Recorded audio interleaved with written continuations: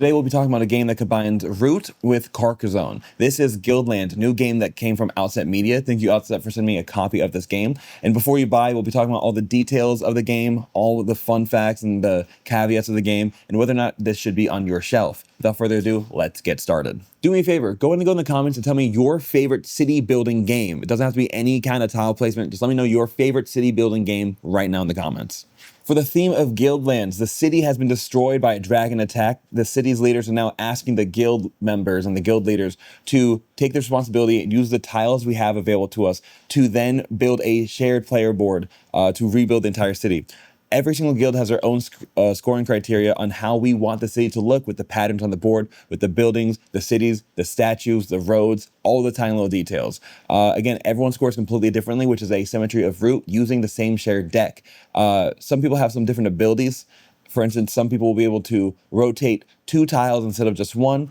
You'll be able to peek at the top of the deck if you don't like the 5 tiles available to you. We have different kind of workers. It is all slightly asymmetric, not in any massively significant way, but the scoring is entirely different depending on the guild you're playing. So the asymmetric value is there of Root, and we're all building the same shared city, which is why I call it a combination of Root and Carcassonne. Because if you don't know, Carcassonne is a classic tile placement game from, like, I believe, the 90s. The hook for this game is just simply the fully asymmetric variability of the tile placement, and there's 6 fully different clans, so you can play this game 6 times and have a completely different experience just based off the guilds and clans alone. The audience for this game are people who enjoy strategic tile placement games with their own goal, because again, there's no shared way of scoring points in this game except for the coins. Coins at the end are valued based on how many you have. So if you have 1 coin, it's worth 1 point, 2 coins are worth 3 points, and it scales going forward. The price of this game is $60 MSRP, and I have seen a lot of deals on this on Amazon and other websites for about $45. The details for this game is that this game plays between 2 to 6 players, so no solo mode, but it does play all the way up to 6 players. The weight of this game on BGG is 2.8, which means it's a solid light midweight game. It fits right in there in the beginning of the midweight category, which is fair because based on all the different clans, you really have to pay attention to what you want and what everyone else at the table wants as well. The length of the game is about 20 minutes per player. I would say it goes down to 10 or 15 if you guys are all paying attention to the game and lower player count. But the more space you have between your turns, it's easy to have to readjust what your thought was, especially since there's only 5 tiles available to you to choose from. And in a 2-player game, there's less chance that the next tile you want is going to be taken versus a 6-player game. It's most likely going to be taken before it gets back to you. You can't really plan too much off your turn. The in-game details. The setup time for this game is 5 minutes. If you don't know, I suck at setup times. So this being 5 minutes for me is so simple. You just set up the tile deck on the side, the starting tile in the middle of the game. Everyone picks their own guild member. Everyone takes their guild member or the guild specialty pieces. They're 2 members. And then they just get to work. That's all the setup for the game is whatsoever. The teach for this game, I say 15 minutes, but that's because I don't teach people's boards for them. I just allotted 5 to 7 minutes for people to read their own boards and their own scoring conditions, because none of us had played the game before. So honestly, I can only teach them what was on their board, considering the fact that I didn't even know what was on my own board. The mechanics of this game, the 3 primary mechanics are tile placement, fully asymmetric, and pattern building. The pattern building comes from, on each tile there are roads, which definitely matter. The roads have different colors to it, and the corners of each tile have different traits. So it could be a garden, could be a building, could be a wizard clan, could be a wall, and it could be a shop, and so forth. So really, depending on the clan you have, you want to draft the ones that work for you and put them in the right locations, or you can hate draft or you draft something you don't want, but something that someone else at the table really wants and put in an inconvenient location. That is the pattern building of this game. Again, this game feels like, if we're talking about the games that this feels like, it really does feel like you're building the city. I'll say that right now. It's not just a themeless game. You really have to understand the fact that, like, you are all reconstructing this town, the city. It's going to look good at the end, but you want it to benefit you and your guild the best way possible. So I really like that, the fact that this wasn't really a themeless game. It was built with the theme in mind, very much so. Before we go any further, if you like what you see, go ahead and subscribe to this channel to see more before you buy videos for all different types of games. We go from all the way to indies to huge publishers. Now, going to the aesthetics of this game, if you look at the board, you can see it is a light cartoon-esque aesthetic. You can see this because it is light line drawings, nice, I think it's called cell shading, very simple, very bright colors. It's not pastel by any means, but it's definitely like a solid, nice sky blue. It is a nice forest green with some nice grass green, exactly like a coloring book would be, which is what I call like light cartoon art style, but definitely some realism to it as well. Very similar to how Carcassonne was. I know I talk about that a lot, but truly this game has a lot of inspiration from Carcassonne. It's if the guy made this game and said he's never played Carcassonne, I wouldn't believe it, to be fully honest. So yeah, the game does look good. I'll say that much. The production quality looks good. The meeples look good. The tokens look nice. They have a good feel. They have a good weight. They feel like any other well-produced meeple.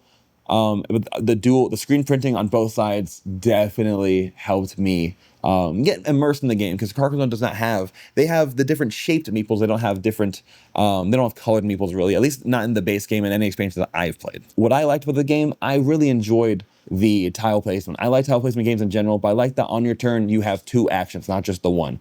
You have the same mandatory action like Carcassonne where you have to play a tile, or in this game, you could rotate a tile instead of playing one, which gives you a little bit of option. So even if someone played something that messes you up, you can at least rotate a tile that's not fully enclosed, meaning it has at least one of the four sides still open to it, to have you put that tile in at least a slightly better location. Depending on what clan or what guild you play as, I always say clan, but it really depends on the game you're playing. They're so interchangeable. Depending on the guild that you're playing as, you might actually be able to rotate two tiles instead of just one, which would behoove you better to not place tiles on the board and allow other people to place them, and you just mitigate them around, which I think is pretty cool. That's just one thing I liked about it. I really like the full asymmetry. I like the fact that everyone has their entire own goal, so you really have to keep that in mind while you're achieving your own goal. The wizards want to create boxes and rectangles across the map with their wizard dens in the corners of them. There's someone who's like almost a necromancer, basically, where they had to build full circles using the corners of each tile, which was very interesting. And then they had to follow the XY axis of wherever that token that they put down on that full circle was. What was I anyways? I don't remember the name of the clan I was, because all I know is I was building gardens. I was like a green clan. I was a gardeners. That's very stupid. Oh my gosh. I was a gardener clan, and we had to build green connected pathways to trees with statues on them. So the green actually meant nothing, but it helped us score the trees along that path. And at the end of the game, we were all within 10 points of each other. The person who was complaining a lot of the game ended up getting first place. He actually said it was very hard to win because he had to have his pieces along the edges of the game. But that's very interesting because his pieces should actually have been left until the end because he doesn't want to play them early on. You can create gaps wherever they are, as long as no one else places a tile in that location. Gaps can be across the board in as many ways as possible. And I kind of countered him because I could place one of my gardens in a gap, as long as it fit what I wanted. And actually, the gardens scored me a good amount of points. Overall, I think it was a good game. What I didn't like about this game is the fact that the workers they give you have no value. The guy who won, I don't think, used a single worker. And in the rulebook, it's not very clear why whatsoever you'd be able to do a worker action. Because, as I said, your main action has to be placing a tile or rotating a tile that's on the board. But a secondary action is either place a worker on a tile that's unoccupied, or move a worker that's on a tile across the road to another tile, as long as it's one continuous path. And I looked at the rulebook so many times, and someone else fact checked me to make sure I'm not crazy. What's the value of this? Why would you ever do this in that game? But in actuality, turns out, in just the keyword of what you can do on things, you're not allowed to modify or edit any tiles that are occupied. And anytime there's a token on it, it's considered occupied. So my gardens would occupy a location, Edskill's walls would occupy a location, and so forth. So if someone already completes a recipe, you can't really mess with it too much, which is fair. It makes perfect sense. And the workers, all they would do is you'd be able to run across the map with them and go on your space so that no one can mess it up. But to be fully honest, because we were playing this game for the first time, our brains were kind of full with all the stuff we had to do. We weren't even really paying too much attention to other people's things, what they needed to do. Even with me trying to say, hey, this person might be winning, we really need to pay attention to what they're doing. Just because, first game, you really just try to play it versus win it type situation.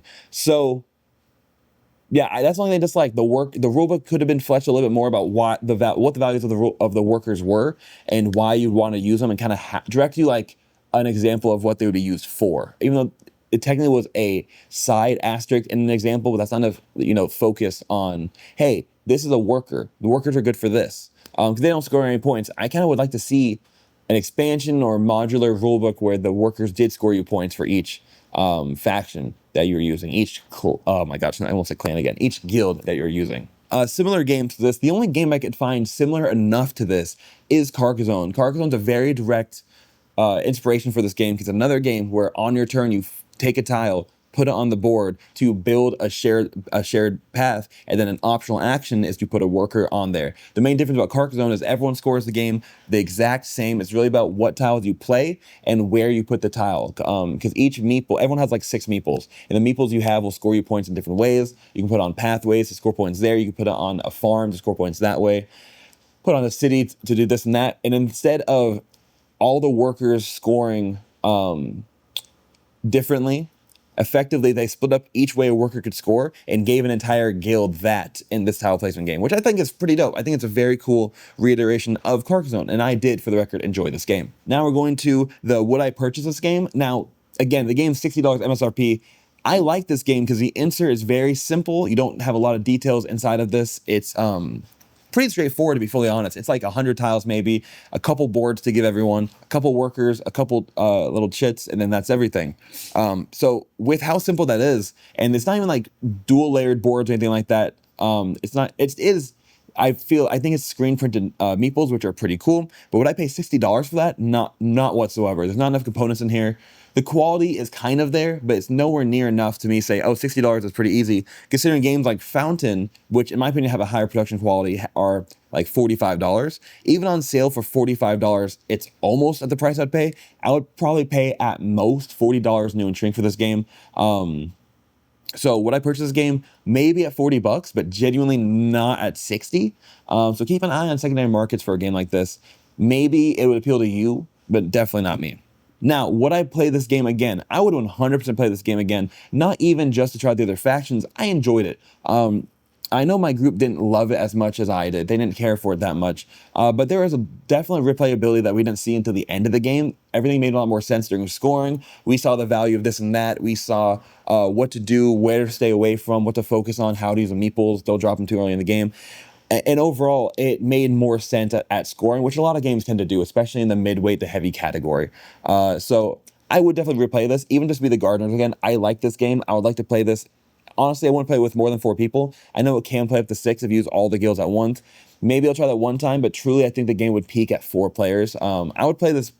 I'd even play this as a 2-player game because it's not too big of a setup, but I would like to remove some tiles to like shorten the game and not have to place as many tiles personally.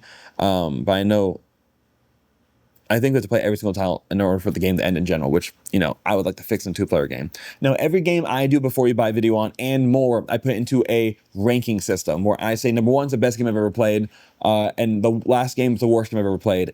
And I also now have a tier system to allow me to assist where I put games in my rankings.